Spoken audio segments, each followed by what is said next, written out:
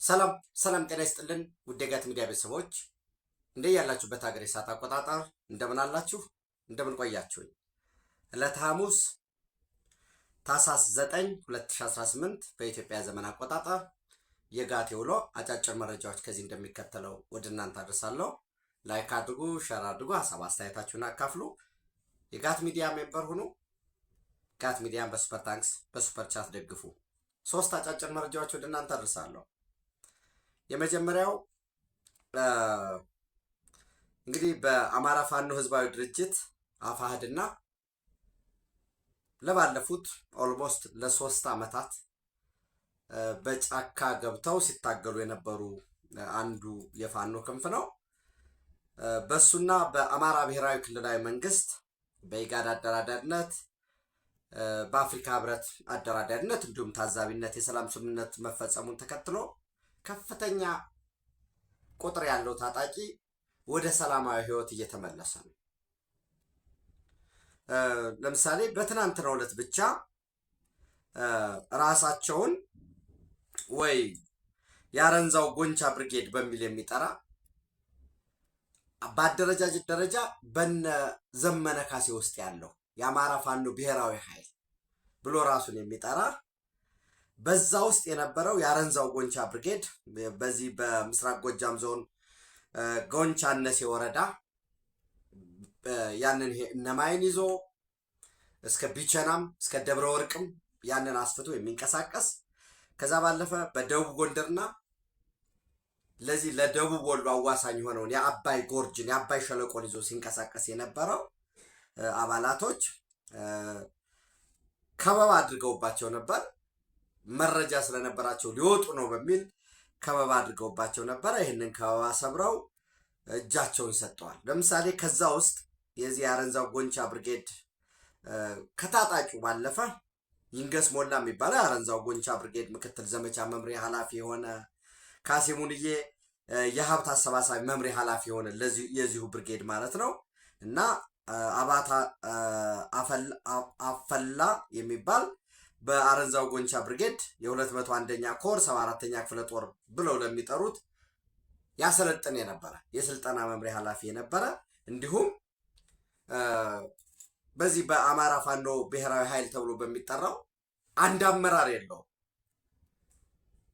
አመራር መምረጥ አልቻሉም። ጫካ ሆነው በስልጣን ይታገላሉ እና ከዛ ውስጥ እንደ ኮማንድ ፖስት የጋራ አደራጀን በሚል በጎጃም በኩል ምክትል ሆኖ ወይ በዚህ በኮማንድ ፖስቱም የፖለቲካ መምሪያ ወዘተረፈ የሚል ስም ስለማያጡ የዛ ኃላፊ ሆነው የአስረስ ማረ ዳምጤ ጥበቃ የነበሩ ሁለቱ አዱኛ መለሰ፣ ሻምበል ጌትነት የሚባሉ ሌሎች ደግሞ ዛሬም ድረስ ዛሬ ቀረጻው ኦፍኮርስ ጠዋት ነው እየተከናወነ ያለው። ዛሬም ድረስ ሰብረው ለመውጣት በተለያየ አካባቢ የተወሰነ አይ ቲንክ በቢቸና የሚባል ቢቸና የምታውቁት ከሆነ ሌላም በተመሳሳይ ቡሬ አካባቢ አሁን ለምሳሌ ባድማው ደርጉ ይባል የነበረ የዚህ የቡድኑ ብሬን ተኳሽ የነበረ ከነ ሙሉ መሳሪያው ቡሬ እጁን የሰጠበት ሁኔታ አለ። ቢቸና አካባቢ እንዲሁ በተለያዩ ቦታዎች ቆርጠው ለመውጣት ጥረት እያደረጉ ይሄ ወደ ሰላም መመለስ ብቻም ሳይሆን የበደሉትን ህዝብ መልሶ ለመካስ የሚደረገውን ጥረት ይህን የበለጠ ለዲዲአሩ የሚሆን ጣቢያዎቹን ማዘጋጀት በዛ ያለውን አቀባበል የተሻለ ማድረግ ከታች ያለው ቀሪው በጫካ የሚንቀሳቀሰው የጊዜ ጉዳይ ምናልባት ወር ይፈጃል፣ 2 ወር ሌላ ጉዳይ ነው። ነገር ግን ወደ ሰላም መመለሱ አይቀርም። ያለው ሁኔታ ያን ነው የሚመስለው። በተመሳሳይ በትናንትናው ዕለት የናሽናል ብሮድካስት ኮርፖሬሽን ቲቪ ወይ ኤንቢሲ ላይ በአማራ ፋኖ ህዝባዊ ድርጅት በኩል ፊርማቸውን ያኖሩት 100 አለቃ ማስረሻ ሰጤ ቆይታ አድርገው ነበር። በዛ ቆይታ ላይ እንግዲህ በተደጋጋሚ ቢያንስ የጋት ሚዲያ ቤተሰቦች የምታውቁት በተደጋጋሚ አመራሩ ውስጥ ጥገኛ አመራሩ አለ። ፍጹም ሰላም ከመጣ ተጠያቂነት ይረጋገጥብኛል ብሎ ስጋት ያለው የዝርፊያ መዋቅሬ ይበጣጠሳል ብሎ የሚያስብ በከተሞች አዋሳኝ ያሉ ቦታዎችን የመልካም አስተዳደር ችግር ነው ወዘተረፈ እየተባለ አረንጓዴ ደብተር እየተዘጋጀ ቦታ ሽያጭ ላይ ኬላ ቆመው ቀረጥ ከሚሰበስቡት ድርሻውን የሚወስድ ጫካ ያለውን ጥገኛ ኃይል እንደ እጁ ማስረዘሚያ ተጠቅሞ ኤክስተንድድ ሃንድ አድርጎ በጋራ መረጃ እየተለዋወጠ የሚዘርፍ ህዝባዊ ቅቡልነት ማግኘት አለብኝ እሱ ጀግና ነው እየተባለ በሁለት ቢላዋ የሚበሉ ራሳቸው ወይ ባንድ እግራቸው በሙሉ ሁኔታ ጫካ ሄደው ቢታገሉ አንድ ነገር ይሆነ፣ ግን አንድ እግሩ ጫካ አንድ እግሩን ቢሮ ያደረጉ ተለላኪዎች ጥገኛዎች አሉ። መዋቅሩ ሌየሩ ብዙ ነው በሚል ደጋግመን ስናነሳ ነበርና በትናንትናው ዕለት እኚህ ፊርማቸውን የተፈራረሙት የአማራ ፋኖ ህዝባዊ ድርጅትን ወክለው 100 አለቃ ማስረሻ ሰጤ ሻዕቢያ በየወሩ 2000 የአሜሪካ ዶላር የሚከፍላቸው የአማራ ክልል ከፍተኛ ቢሮ አመራርን ያውቃለሁ ብለዋል። ደሞዛቸው እንዲያውም ጨምሮ ሊሆን ይችላል አሁን ባለው ሁኔታ። ነገር ግን 2000 ዶላር በየወሩ ሻዕቢያ የሚከፍላቸው አዲስ አበባ ያለ ሰው ደግሞ ያን የተላከውን 2000 ዶላር አዘርዝሮ ገቢ የሚያደርግላቸው ሰው አውቃለሁ ብሎ ነበር።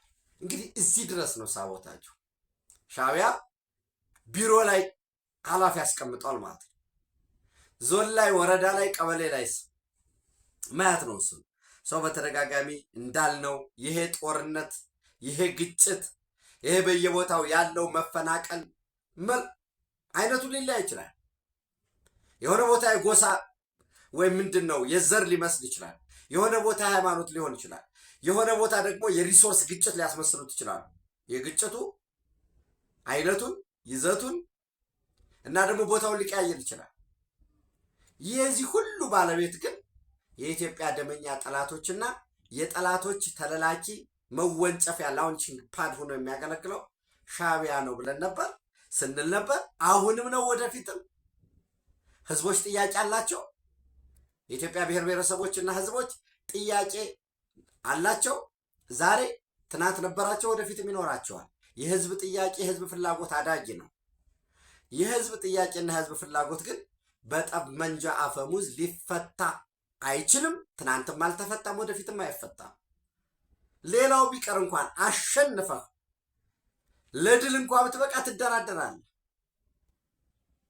እና ይህን እንግዲህ የፌዴራል መንግስት የጸጥታና ደህንነት ተቋማት ኃላፊዎች በየደረጃው ያሉት እኔ አይደን ነው በደንብ ተፈትሾ አሁንም የትጥቅ ትግል እንደምታውቁት በባህሪው ስንቁም ትጥቁም መረጃውም መደበቂያውም ለጥቃትም አጠቃላይ ህዝብ ላይ ነው የሚሰራው።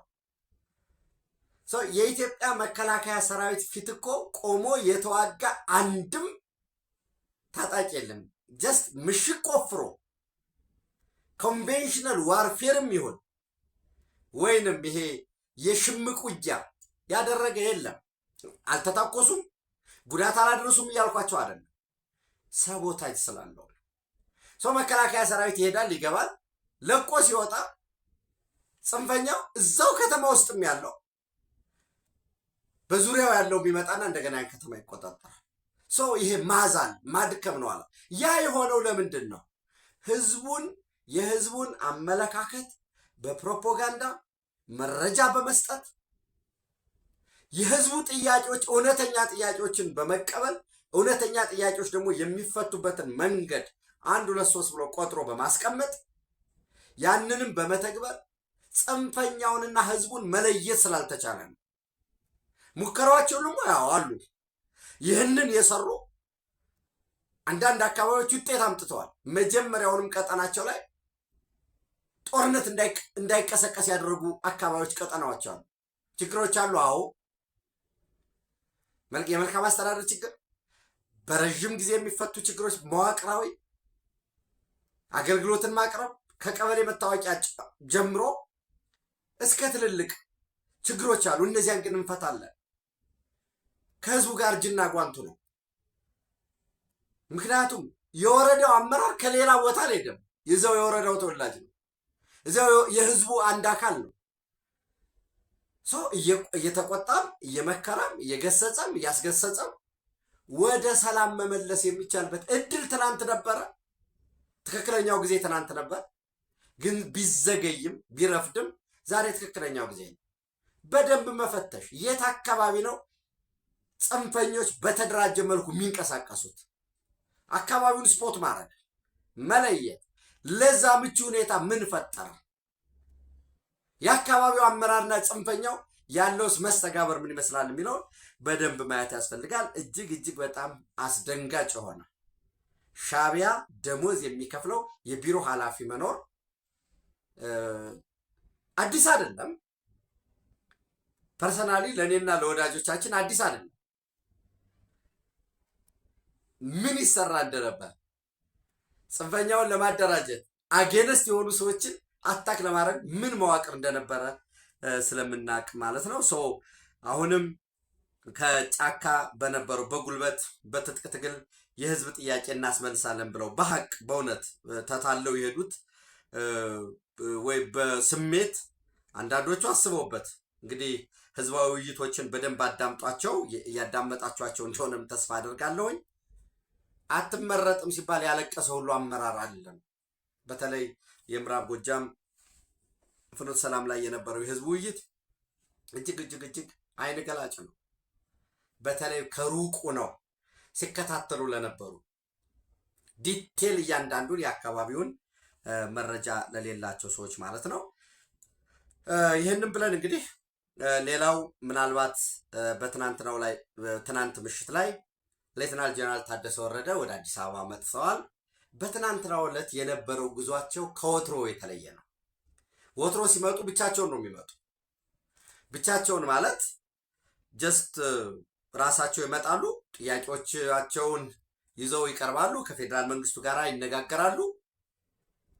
ያጭር የመካከለኛ ሌሎች ደግሞ በሚፈቱበት አግባብ ይፈታሉ የሚባለውን ይዘው ተስማምተው ከፌዴራል መንግስቱ ጋር እነዚህ ላይ በተለይ ያው እንደምታውቁት ዋነኛው የሌተናል ጀነራል ታደሰ የሚገመገሙበትም እንደ ቃል ኪዳን ሰነድም 8 ነጥቦች አሏቸው። የትግራይ ክልል አካታች ጊዜያዊ አስተዳደር አካታች ነው የሚል ጊዜያዊ አስተዳደር የተልዕኮ አፈጻጸም የቃል ኪዳን ሰነድ 8 ነጥቦች አሉ። አንደኛው የተፈናቀሉ ዜጎችን ወደ ቀያቸው የመመለስ ሂደት ከየትኛው በጅምር ያለው እንዲጠናቀቅና በቀሪ አካባቢዎችን በፍጥነት እንዲተገበር ማድረግ። በተለይ ይሄ አላማጣ እና ቆቦ ዙሪያውን ይዞ በዛ ሞሮለስ ጠለምት እየተሰራ ነው የነበረው። እሱ በጥሩ ሂደት ላይ እየሄደ ነበር። እሱን በደንብ ማስቀጠል፣ ወደ ቀያቸው የተመለሱትን ዜጎች ማናገር፣ በየደረጃው ማናገር ብቻም ሳይሆን ደግሞ የተለዩ ችግሮች ካሉ አሁንም ከሚመለከተው ኦፕሬሽናል ታስክ ፎርስ እና በኦፕሬሽናል ታስክ ፎርሱ ደግሞ የትግራይ ክልል ጊዜያዊ አስተዳደር ተወካዮች፣ የአማራ ብሔራዊ ክልላዊ መንግስት ተወካዮች፣ የፌዴራል መንግስት በየደረጃው ያሉ ተወካዮች፣ የአፋር ክልል ተወካዮች አሉ። እነዚህ ኦፕሬሽናል ታስክ ፎርስ የሚባለው ስብሰባዎችን ማድረግ። ስብሰባው ባህር ዳር ነው የሚደረገው፣ ሰመራ ነው የሚደረገው፣ መቀሌ ወይ ጀስት ሽሬ ነው፣ ሁመራ ነው የሚደረገው፣ ሌላ ጉዳይ ሁሉ ኦፕሬሽናል ታስክ ፎርስ አለ። በዛ ደግሞ የማይፈታው ካለ ደግሞ ለናሽናል ታስክ ፎርሱ ለብሔራዊ ኮሚቴው በዛ የማድረግ እሱን የማስቀጠል ያልተጀመረ ነገር ግን ተፈናቃዮቹ መልሱን እያሉ 24/7 ግፊት የሚያደርጉበት፣ አንዳንዶቹም የለም በቃ ባትመልሱንም እኛ በራሳችን ወደ ህዝባችን ወደ ቀያችን ወደ ቤታችን እንመለሳለን፣ ወደ ጎረቤቶቻችን እንመለሳለን እያሉ የተመለሱበት የወልቃይት ጠገዴ ሰቲት ሁመራ ወይ ጀስት ምዕራብ ትግራይ ተብሎ የሚጠራው በትግራይ በኩል ያሉ ወገኖቻችን የሚጠሩት እነሱን የማስመለስ ነው። ይሄ ንግግር የሚያስፈልገው ድርድር የሚያስፈልገው አይደለም። አንድ ስራ ነው የፌዴራል መንግስቱ የሰጠው፣ የጊዜያዊ አስተዳደሩ ሊሰራው የሚገባ ነው። ሁለተኛው በፕሪቶሪያ ስምምነት መሰረት ትጥቅ የመፍታትና የቀድሞ ታጣቂዎችን መልሶ የማቋቋም ተግባር በአፋጣኝ እንዲጠናቀቅ ማድረግ ነው። ወይንም ይሄ ዲዲአር የሚባለው ዲሞቢላይዝ ማድረግ ዲሳርም ማድረግ እና ስልጠና በቂ ስልጠና አቅም በፈቀደ ደግሞ ከፌዴራል መንግስትም ከዶነርስ የገንዘብ ድጋፍ ካደረጉ ከአውሮፓ ህብረት እና ደግሞ ሀገራት በተናጠል ከዛ የተገኘውን ገንዘብ ክልሉ ደግሞ አቅሙ በፈቀደ መልኩ የጊዜያዊ አስተዳደሩ ሸዶች ሊሰጥ ይችላል፣ የመስሪያ ቦታ ሊሰጥ ይችላል። አደራጅቶ ብድርና ቁጠባ ተቋም ስላለው ከደደቢት ማይክሮ ፋይናንስን ጨምሮ አቅም በፈቀደ መልኩ ወደ ማህበረሰቡ እንዲመለሱ መመለስ ብቻ ማለት ነው፣ አምራች ዜጎች እንዲሆኑ። ይህ ሁለተኛው ነው። እየሆነ ያለው ምንድን ነው? እየሆነ ያለው ግን ተጨማሪ ታጣቂ ማሰልጠን፣ ከታጣቂ ውስጥ ደግሞ እየተመለመለ የጸረ ድሮን ስልጠና መስጠት፣ ከታጣቂ ውስጥ ቁጥሩ ከፍተኛ የሆነ በኤርትራ በኩል አቋርጦ በሱዳን የእርስ በርስ ጦርነት ውስጥ እንዲሳተፍ ማጓጓዝ፣ ግጭት ውስጥ መሳተፍ። ያ ሰራዊት ሂዶ በእያንዳንዱ ሰራዊት ደግሞ ደሞዝ ይከፈላል በየወሩ ከ$300 ጀምሮ።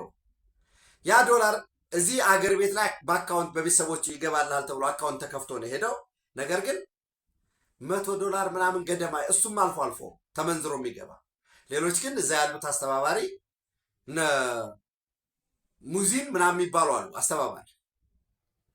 ሰው ልክ እንደ ቅጥረኛ መርሰነሪ ሆኖ መስራት፣ በሌሎች ሉዓላዊ ሀገሮች ውስጥ ጣልቃ መግባት፣ የፌዴራል መንግስት ግንኙነት የሆነውን ድንበሮችን ከፍቶ የንግድ ግንኙነት መመስረት ጥሩ ነው። ከኤርትራ ጋር መነገድ ግን ህግና አሰራር አለ። ከሻዕቢያ ጋር የጋራ ወታደራዊ ልምምድ ማድረግ፣ በጋራ አዲያቦ አካባቢ የወርቅ ማዕድን ማውጣት፣ የጦር መሳሪያ እየገዙ ማስገባት፣ እነዚህ ስራዎች እየተሰሩ ነው ያሉት። ዲዲአሩ ቀርቶ ኢቭን ከዚህ በፊት ወደ ቁጥራቸው ወደ 48,000 ገደማ በዲዲአር ወጥተው የነበሩት ተመልሰው እንዲገቡ በማስገደድ ጭምር የፌዴራል መንግስት የሰጠውን የበጀት ድጋፍ የካፒታል በጀትም እንዲሁም ደግሞ የድጎማ በጀትም ለትጥቅ ትግሉ ማዋል፣ ነዳጅ ሄደውን በውጭ ምንዛሬ ተገዝቶ ነው ነዳጅ የሚመጣ።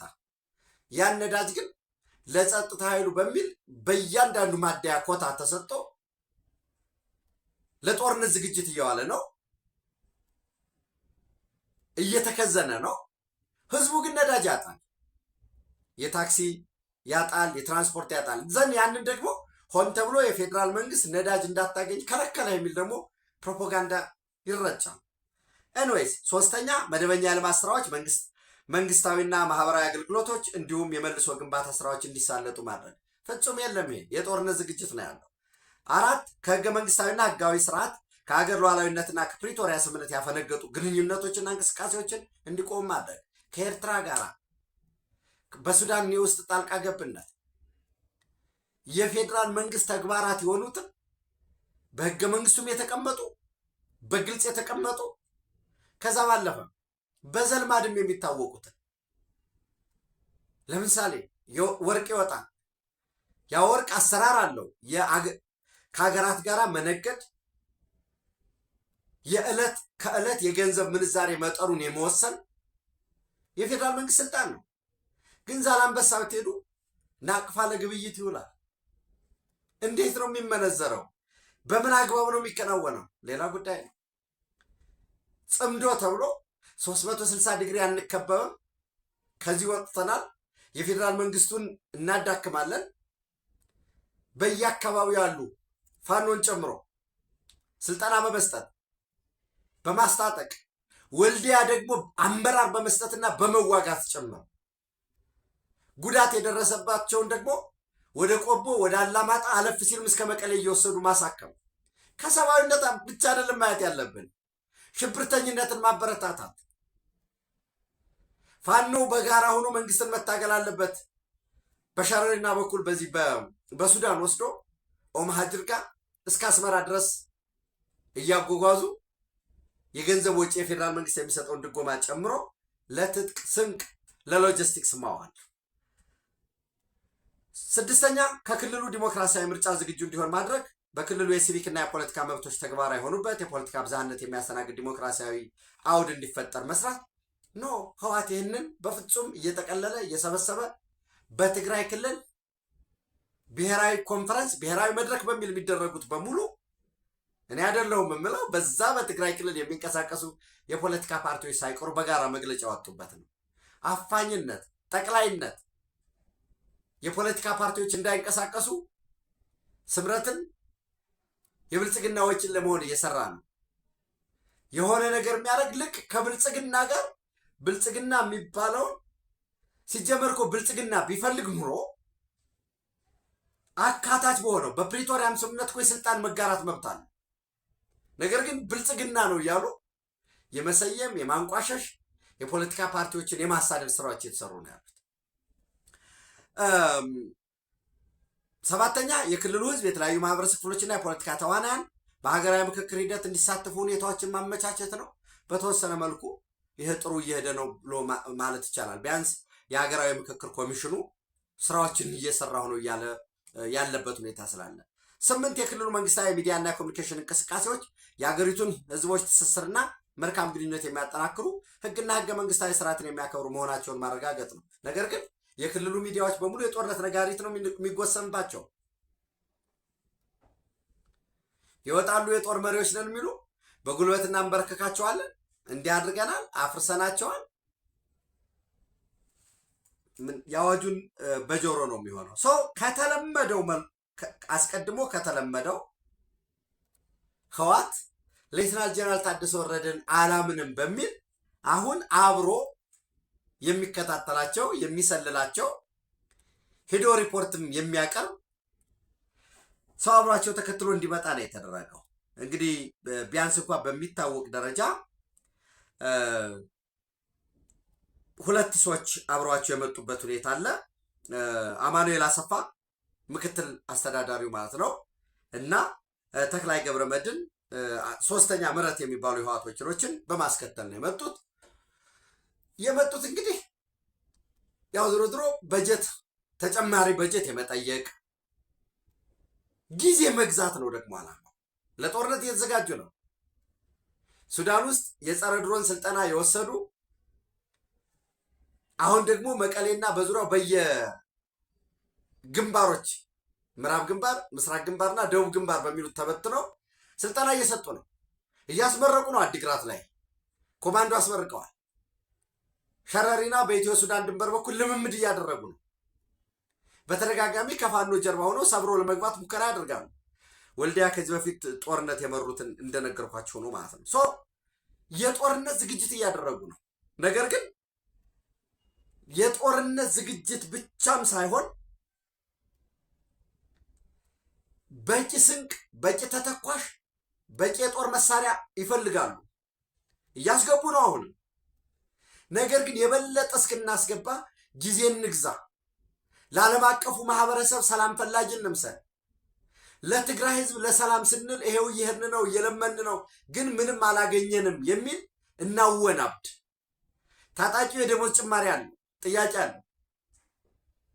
ሕክምና ላይ ያሉ በተለያዩ የሕክምና ጣቢያዎች ላይ ያሉ በቂ ሕክምና አላገኘንም፣ ለሕክምና ተብሎ የሚመደበው በጀትም እየተዘረፈ ነው፣ በዚህ ምክንያት ታካሚዎች እየሞቱ ነው በሚል ሰልፍ ለመጥራት እየተዘጋጁ ነው ያሉት። ሆፕፉሊ ከነገ በስቲያ ሰልፍ ይኖራል። መረጃዎችን ነው የምነግራቸው። በዚህ ሁሉ ሂደት የጸረ ድሮን ልምምድ እያደረጉ አዳዲስ ታጣቂዎችን በጉልበት እያስገደዱ እያሰለጠኑ ከኤርትራ ጋር 24/7 ጽምዶ ብለው የጋራ ወታደራዊ ልምምድ እያደረጉ በጋራ እየሰሩ የጋራ ኮማንድ ፖስት አዋቅረው እየገመገሙ የተሻለ የሚባል ደግሞ የጸረ ድሮን መሳሪያ እናስገባለን በሻዕቢያ በኩል ብለው እየጠበቁ በህገወጥ የወርቅ ንግድ የማዕድን ንግድ ተሰማርተው እሱን ማዕድኑን ለኤርትራ አስረክበው ኤርትራ ደግሞ ባለው ኔትወርክ ሽጦ ወደ ሳውዲ አረቢያ ገበያ እየሸጠ በዚያ በምላሹ የጦር መሳሪያ እየተቀበሉ ባለበት ሁኔታ ሰላም ፈላጊ መስሎ ለመታየት ለትግራይ ህዝብም ለፖለቲካል ኮሚኒቲው ለትግራይ ፖለቲካል ኮሚኒቲ ለዓለም አቀፉ ማህበረሰብ፣ ለቀሪው ለኢትዮጵያ ህዝብ ይሄው ለሰላም ብለው እኮ መጥተው ነበር የሚል ሚሴጅ እንዲከፈት ምንድን ነው አረዳድ እንዲኖር ለማድረግ ማለት ነው። ሌላው ስልጠና እየሰጡ ነው። አስቀድሜ ያልኳቸው ነው። ለጦርነት በቂ ዝግጅት እያደረጉ ነው። በተደጋጋሚ አንስተናል። አሁን ሰላም ነው የምንፈልገው። ህወሓትን ተሸክመን ልናነግስ አንችልም። እኛ ፈንጂ አምካኝ መሆን አንፈልግም። የአማራን ህዝብ ህወሓት የበደለው በደል በእኛ እድሜ በእኛ በወጣቶች እድሜ ብቻም ሳይሆን 78 ትውልድ ቢመጣም ሊክሰው አይችልም ያሉትን እንዲታፈኑ እያደረጉ ነው። የተለያየ ታፔላ፣ ካራክተር አሳሲኔሽን ምናምን ጀስት የተለያየ ዘመቻ እየከፈቱ ነው። በእነሱና በልሳኖቻቸው የሻዕቢያን የፕሮፓጋንዳ ማሽን ይጠቀማሉ። እነማን እንደሆነ ይገባቸዋል መቼስ እና ይህንን እያደረጉ በቀጣይ ለሚጀምሩት ጦርነት ፋይናንስ ለማድረግ ተጨማሪ የካፒታል በጀት፣ ተጨማሪ የበጀት ድጎማ ይፈልጋሉ። ነዳጅ እንዲገባ ይፈልጋሉ። ይህንን ነዳጅ እየከዘኑ ነው። ሸቀጥ እንዲገባ፣ በተለይ የምግብ ሸቀጥ እንዲገባ ይፈልጋሉ። ከፍተኛ መድኃኒት እጥረት ገጥሞናል። አንዱ ጥያቄው በቂ መድኃኒት መያዝ ይፈልጋሉ። ዘንድ ከሻዕቢያና ከግብፅ የተቀበሉትን ኢትዮጵያን የማተራመስ አጀንዳ ለማስፈጸም አስቀድሜ እንዳልኳችሁ የሻዕቢያም የህወሓትም ተለላኪ መሆን አንፈልግም የሚለው ወደ ሰላም እየመጣ ሲሆን ፋኖ ነው። ሌላ ግን ለነሱ በገንዘብ የሚገዛ መጀመሪያውኑ አማርኛ የሚናገር አማራ ምድር የተወለደ ኤዘር ባንድ የሆነ ወይ ጀስት ይሄ የዘር ደም እየቆጠረ የነበረውን ደግሞ ተከዜን እያሻገሩ የተለያዩ ልምምድ እየሰጡ ነው ያሉት። ልክ ሻዕቢያ እነሱን እንደሚጋልባቸው ሁሉ ልጓም አስገብተው እነሱም ልጓም አስገብተው የሚጋልቡት ኃይል እያደራጁ ነው። የግጭት አድማሱን ለማስፋት እየተንቀሳቀሱ ነው። ሌሎች ክልሎች ጋር እየሞከሩ ነው። አሁንም ግንባር የጦርነት ግንባሩን ለማስፋት በተለይ በኢትዮ ሱዳን ድንበር ሁመራ ሸረሪና አካባቢ መካናይዝድ አርሚ 70 የሚባለው መካናይዝድ ላይ ተደራቢ ኮማንዶ መድበዋል። ቁጥሩ ከፍተኛ ሆነ። ይህንን እያደረጉ ባሉበት ሁኔታ ራሳቸው በራሳቸው በፈጠሩት እውነት ደግሞ እብደት ውስጥ ነው ያሉት። በነገራችን ላይ እኔ ሰው ለዋሽ እችላለሁ። እናንተን ለዋሻችሁ ለምሳሌ የእናንተን ውሸት እናንተን ለማሳመን የፈጠርኩትን ውሸት እኔው ራሴ ካመንኩበት እብደት የሚጀምረው ያኔ ነው። ሰው የፌዴራል መንግስት የህወሓትን የጦርነት ዝግጅት ሰቦታጅ በየአካባቢው ያለውን ያውቃል። ይህን እያወቀ ግን ነው በትዕግስት ዝም ያላቸው። ዝም ማለቱን እንደምን ወሰዱት? እንደ አቅመ ቢስ፣ እንደ ደካማ፣ ትንሽ ብትገፋው እንደሚፈራርስ ቆጥረው ለዚህ ዝግጅት እያደረጉ ነው ያሉት። ይሄ እስከምን ያዘልቃል? መጨረሻውስ መሄጃው ምንድን ነው? የፕሪቶሪያን የሰላም ስምምነት በበቂ ሁኔታ ለመጣስ የሚያስችለን ግራውንድ ተፈጥሯል ብለው ሰነዱን በተለይ በእጄ የገባውን ሰነድ ገጽ 5 እና 6 ታስታውሳላችሁ። ከትናንት በስቲያ በደንብ ወደ እናንተ አቅርቤያለሁ። በዚህ ከፌዴራል መንግስት ጋር በሚኖር መድረክ የፌዴራል መንግስትንም አመለካከት አቅምም ከተቻለ ምንድን ነው የሚመስለው አቅማቸው፣ አቋማቸው ምን ይመስላል የሚል የጦር መሳሪያ እስኪመጣ ለማዘናጋት ሌላውንም በቡድንም በተናጠልም እናገኛቸዋለን ያሉትን ኔትወርክ እሱን ለማድረግ በቂ የሚባል ጊዜ እንገዛለን በሚል ሰበብ ራሳቸውን እንደ ብልጥ እንደ አዋቂ እንግዲህ 1966 ላይ በቆመ በአናሎግ ዘመን በቆመ የፖለቲካ አሰራር ዛሬ ዲጂታል ዘመኑን ለመስራት የሞክሩ እያንዳንዱ እንቅስቃሴያቸው ይታወቃል።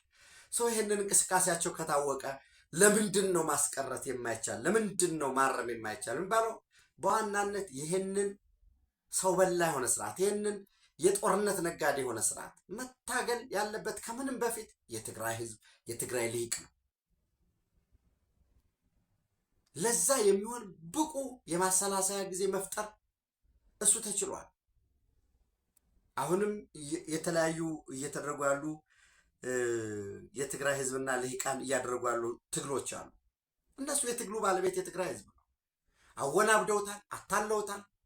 አወናብደው አታለው የብሔራዊ ደህንነት አደጋ ገጠመህ፣ አህዳዊ ኃይል መጣልህ ብለው ቀስቅሰው ለዚህ ሁሉ ዳርገውታል።